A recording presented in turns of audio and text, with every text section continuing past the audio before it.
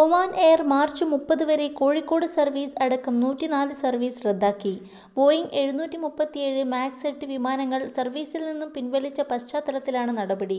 കോഴിക്കോടിനു പുറമെ Bengaluru, Hyderabad, Goa, Mumbai, Salalah, Bahrain, Doha, Riyadh, Dubai, Amman, Karachi എന്നിവിടങ്ങളിലേക്കുള്ള സർവീസുകളാണ് കമ്പനി റദ്ദാക്കിയത്.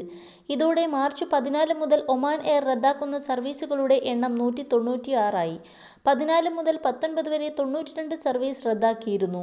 എത്യോപ്യയിൽ ബോയിംഗ് 737 മാക്സ് 8 വിമാനം തകർന്ന് 157 പേർ മരിച്ച സാഹചര്യത്തിൽ മാർച്ച് 13 ബോയിംഗ് 737 മാക്സ് മോഡലിലുള്ള വിമാനങ്ങൾക്ക് Oman civil aviation public authority താൽക്കാലിക വിലക്ക് ഏർപ്പെടുത്തിയിരുന്നു. തുടർന്ന് ഒമാൻ എയർ തങ്ങളുടെ എല്ലാ ബോയിംഗ് 737 മാക്സ് വിമാനങ്ങളും പിൻവലിച്ചു. നിലവിൽ 5 മാക്സ് വിമാനങ്ങളാണ് ഒമാൻ എയറിനുള്ളത്. മാക്സ് സീരീസിലെ മൊത്തം 30 വിമാനത്തിന് കമ്പനി ഓർഡർ നൽകിയിരുന്നു. ഇതിനകം വിവിധ രാജ്യങ്ങളിലായി ഏകദേശം 400ഓളം ബോയിംഗ് 737 മാക്സ് 8 വിമാനങ്ങൾ സർവീസുകളിൽ നിന്നും പിൻവലിച്ചതായാണ് റിപ്പോർട്ടുകൾ.